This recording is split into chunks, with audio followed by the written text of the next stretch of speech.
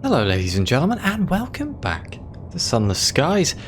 I have recovered from the previous little incident with the Logos, and I am back here now, fully repaired. I've only got some more money and more fuel and things. So my intention is to find the place that sets what I am in this world. So at least the Logos, or at least one type of Logos, will leave me alone. I don't know if it's going to be both or just one. I can't remember. But as far as I know, it's straight north. Unless I'm thinking of a different place. But there's only one way to find out.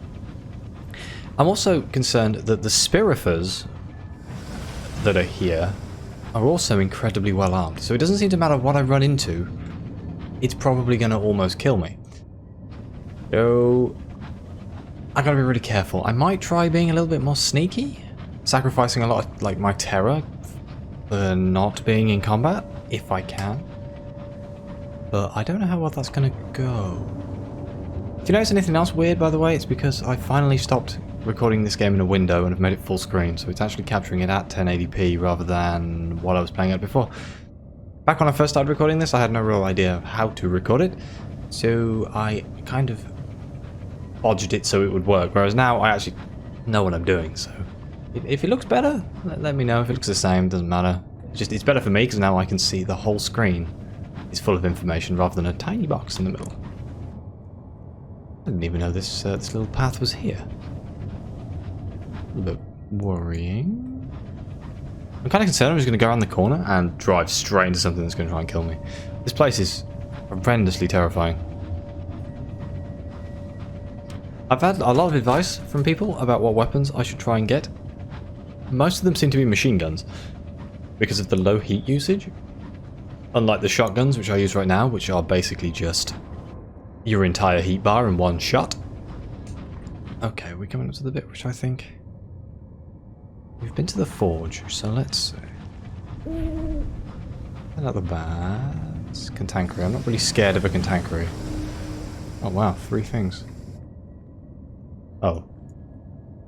What was that? Something ghastly. Something grave, something grave. Something that glistens, yes. Go for something that glistens. Let's hope it doesn't spawn anything nasty. No? Aha, 119 gemstone. Oh, that's a bull cantankerous. Okay, we leave them alone. I'm sure they'll leave us alone. I don't particularly want to be picking any fights. My goal is to try and find as much as possible. Do I want to go towards the thing that's something ghastly? Because that's currently where I'm going.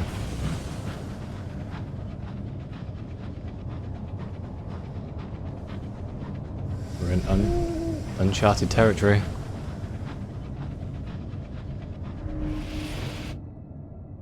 It's a dock. There's a dock up here. Quick! A stoker is praying, though I walk through the shadow of the valley of death. Though I walk through the shadow. Oh, I know for a fact that at least part of that is in the Bible. As for the whole thing, not sure. Oh dear.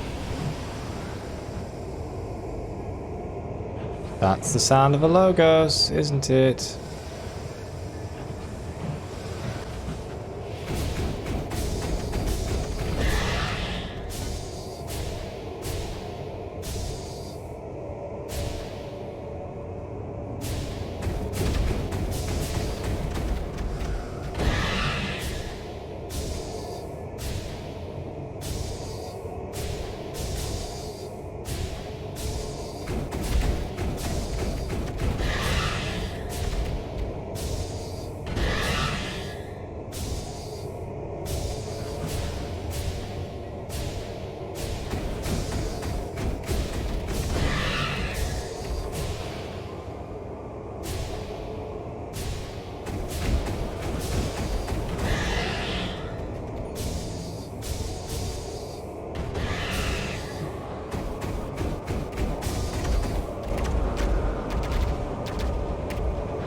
Oh dear!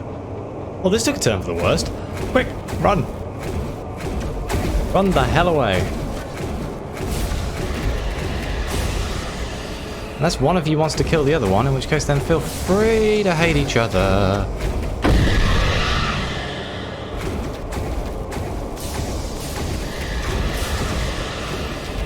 Wait, are they actually fighting each other? I can't tell. I don't think they are. Oh my god.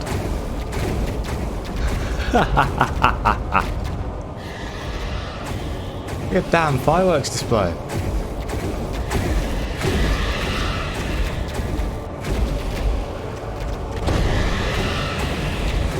Oh no.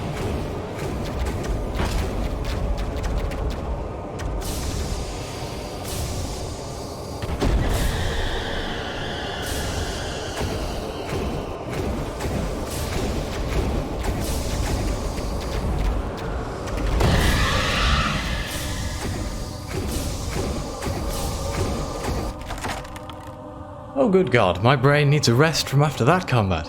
A wheel of living flame. A commandment of the westernmost king's highest law. An utterance of fire and glory. This Logos was one of the visitation who deliver trials upon the dead pilgrims of the Epimera caste. It is not dead, only diminished. It will rekindle in time, at which point it would be advisable to be far away. If I could run away from these things, I would run away from these things, but they're faster than me. A stoker brings out a fiddle, a signaller her flute. The galley is raided, the bridge becomes an East End pub for an evening, and several of your crew get blind drunk. The laughter is queasy, with the dissipation of terror. Now, I know you're all partying, but can you, we're about to fight another one, so can you focus, all hands on deck.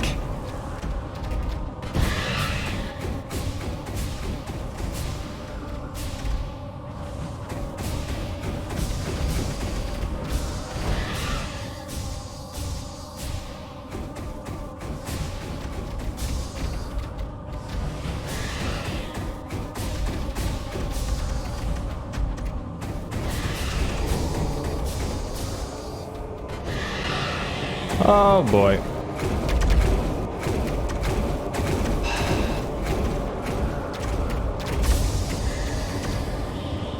I legitimately have absolutely no idea what to do right now.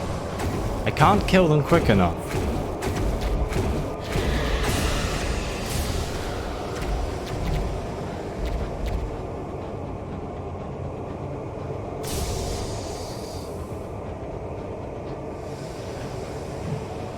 Excuse me, please leave me alone.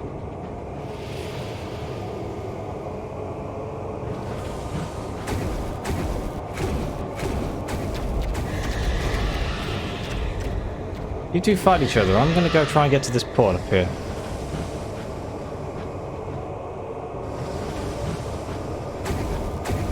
Oh boy.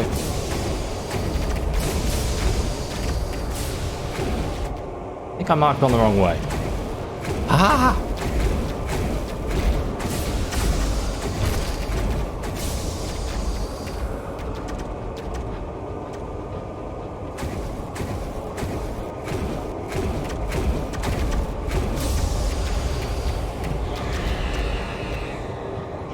Oh my god, what the hell is going on? That was the wrong button.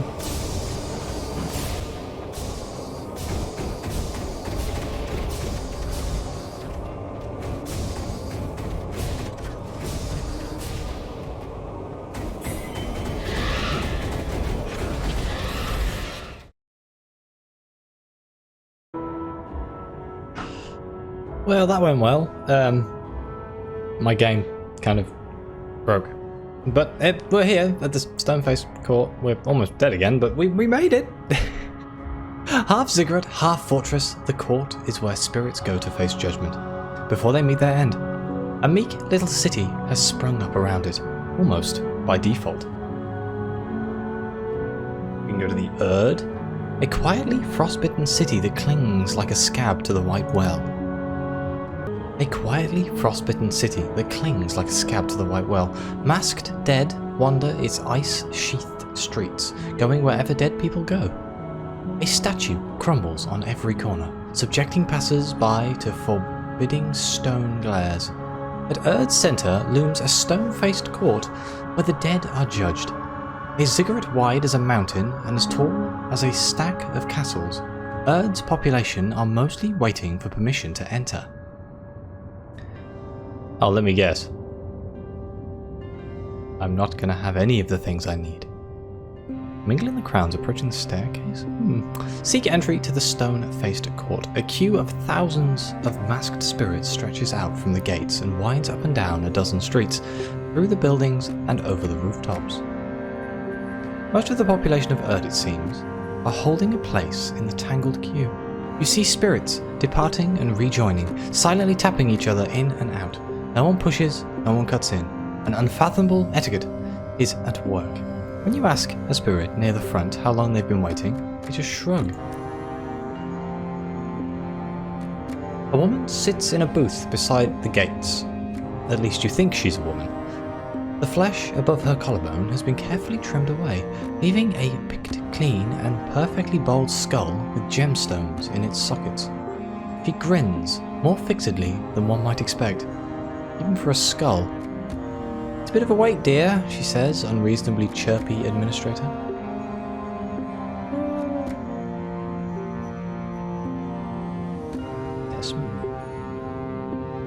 Oh, we need 3? Now, let's have our litigator to intercede on my behalf. Your champion glides forward, smoothing, battering, indicating. The embittered devil gets into a raging row with the administrator, who grows less chirpy by the second. The devil makes demands and cites precedents, while the queuing spirits shift restlessly behind you. Something in the devil's argument must have been sound, because finally the administrator waves you both through with a sigh. Your entry permission lasts 1 month only, says the administrator, stamping a certificate and handing it to you. You just hate people who do that. Like at the post office or something, there's a person just starts shouting at the person behind the desk. You're just standing there going, this seems unnecessary. Okay, so we can now get in. Okay, enter the stone-faced court. You need an entry pass from the administrator in order to skip the queue. As you step inside the court, you are immediately accosted by another skull-headed gentleman, though his ivory is noticeably more worse for wear than the administrator's yellowing, cracked, pitted with craters. The courageous official glances irritably at his clipboard. Invisible. Perfect. Wonderful. An administrative nightmare was exactly what he needed at this juncture, in fact. He looks you over. Well, follow me, I suppose. I am your guide. Welcome to the court, etc. Follow the courageous official. Spirits are obliged to pretend they can't see you, which could make for some excellent pranks, if that were permitted. Which it is not. Unremitting stone. Your footsteps ring out as you walk through the labyrinthine corridors of the stone-faced court. The bleak stone catches the echo and magnifies it 100-fold. Delightful, aren't they? Mutters the official as you walk past a row of misshapen gargoyles. The court is vast and cold and almost entirely empty, unless you count the statues. Everywhere you look, there are statues in varying states of decay. Wow. Trials take place in a grand chamber at the court's heart, dominated by a colossal basalt statue of a sphinx. Judges are distinguished not by their horned crowns, but by the hoard of gemstones embedded in their skulls. As you enter, the judge even, is deliberating atop her throne. A masked spirit stands in the docks before her, placidly awaiting its fate. Placidly. I am not very good at reading today, apparently. Dead, mutters the official behind you. Dead, dead, dead. She's going to say dead. Look, he's obviously dead. Nothing to see here, just dead. Hurry up. Dead. Dead, pronounces the judge, finally. Good God. Oh, we can write a port report. What is there to say about the city outside? The dead wait, the snow falls, the days pass. The court is where things happen. You sit down at one of the skull-headed graven and ask her what she's heard about recent developments at the court. 2 hours and 3 of your notebooks later, she's still talking about the recent doomed efforts at bureaucratic reform. which have inevitably made everything more complicated. Several put-upon mid-level administrators have cracked under the strain, regrown their faces, and fled the White Well to try to enjoy life. She whispers the latter with a note of genuine bafflement.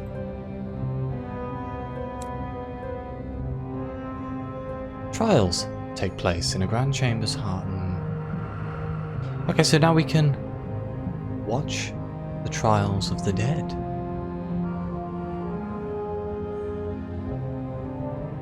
Oh, this seems like a terrible idea, but watch the trials of the dead. For every trial, the routine is the same. The judge will bow deeply to the Sphinx statue behind her throne and beseech the watcher to lend her wisdom. A spirit will be brought forth and measured and prodded and weighed. The judge will declare it dead. Eventually, a spirit is ushered forth, whose case has unique complications.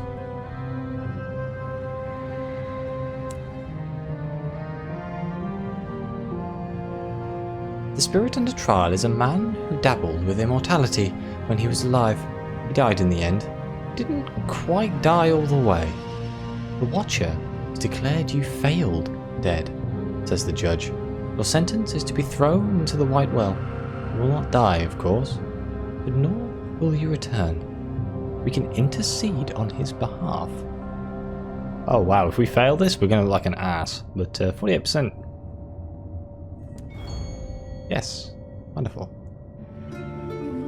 A fine speech.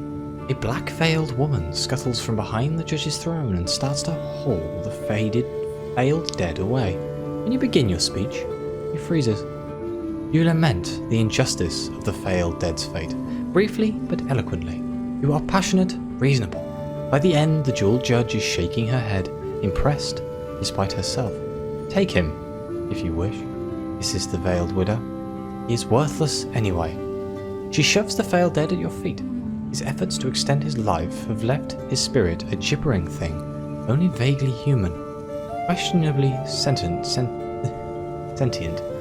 He writhes in his manacles until your crew drag him out of sight. You've gained one condemned experiment. Ooh.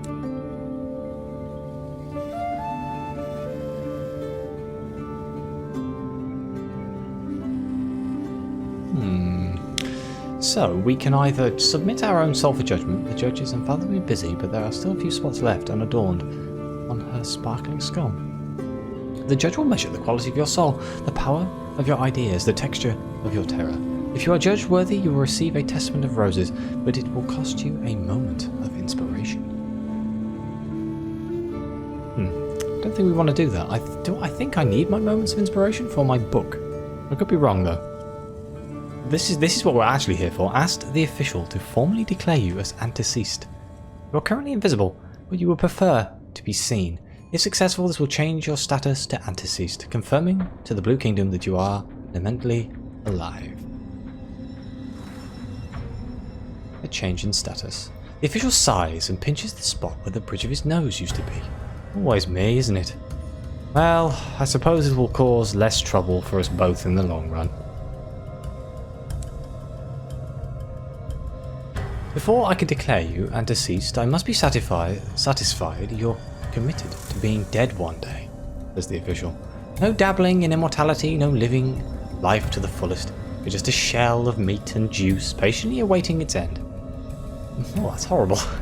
The traditional way to do this is to stage yourself a premature funeral, a public demonstration of mortality. Then there's just some paperwork and you're officially living or death. So we can... There's a few options here. We can stage a pauper's funeral. You don't want anything fancy, just a box and a shovel and 6 feet of mud. We can invite mourners to the funeral. You're not fussy, as long as they can turn on the waterworks at the appropriate moments. The count? Oh man, I'm not even going to try and say that word. Force your crew to play the role of mourners. Unfortunately, they'll have to believe you're really dead. This won't be good for their peace of mind. Could we not tell them? Spend lavishly on flowers and fireworks? The official names a price. We'll take care of it, he assures you. A particularly heartfelt eulogy. unusually for an eulogy, to be delivered by its own subject, perhaps. But at least you can throw in some good anecdotes.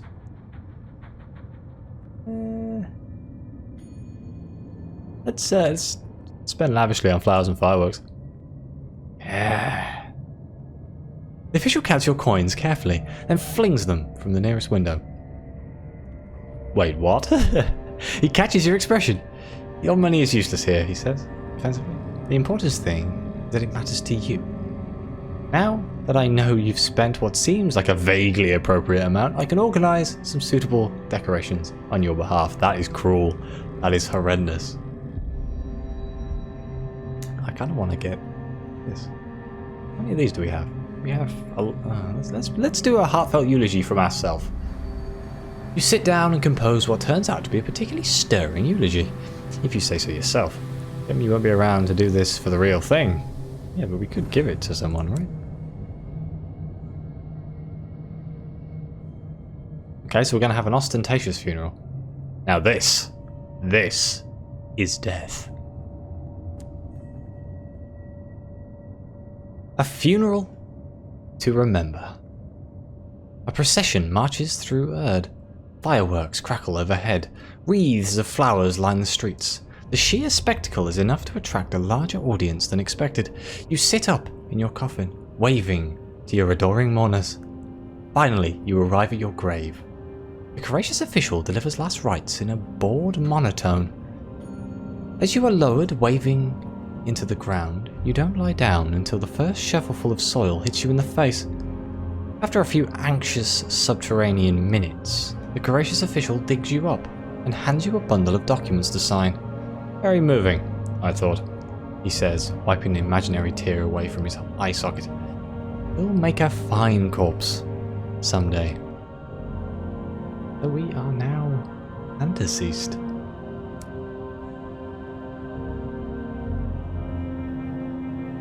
I don't really have any terror, so reducing my terror doesn't really make that much of an option. It doesn't really do anything for me.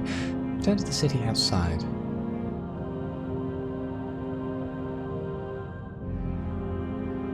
Oh. Oh, do you have anything here? Shops? Bazaar?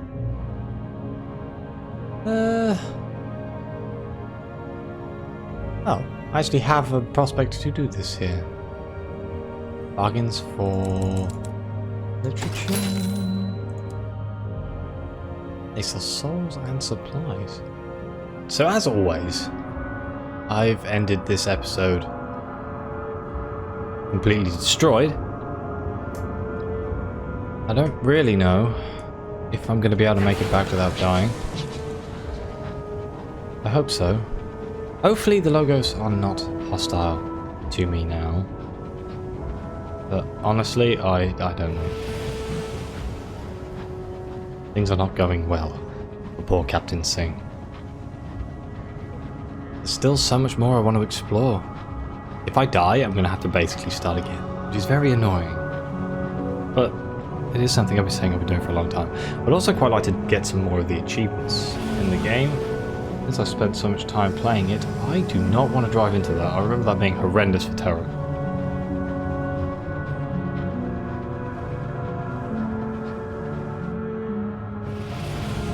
It's something nice, but... Oh god. I don't know, do I want to... Ah, let's interact with it. Screw it. Let's find out. The Stoker is praying. Yes. 10 terror, but you get 1... Is that a moment of inspiration? The candle. What's the candle?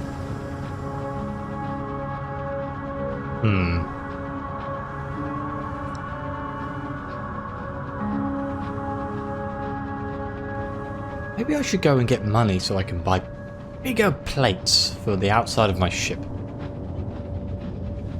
And again, more health just means it's going to cost me more when I finally want to fix it.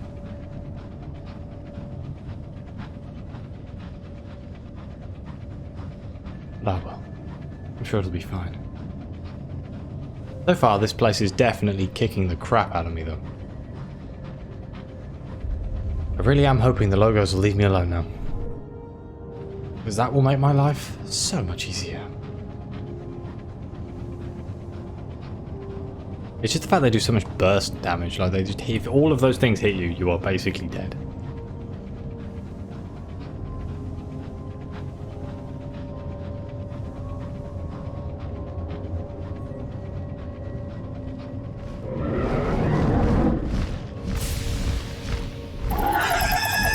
Oh dear God.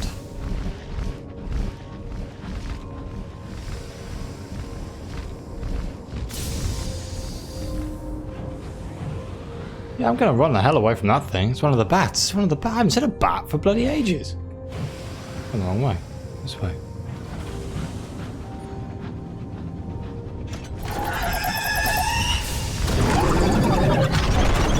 Oh dear God. It tracks.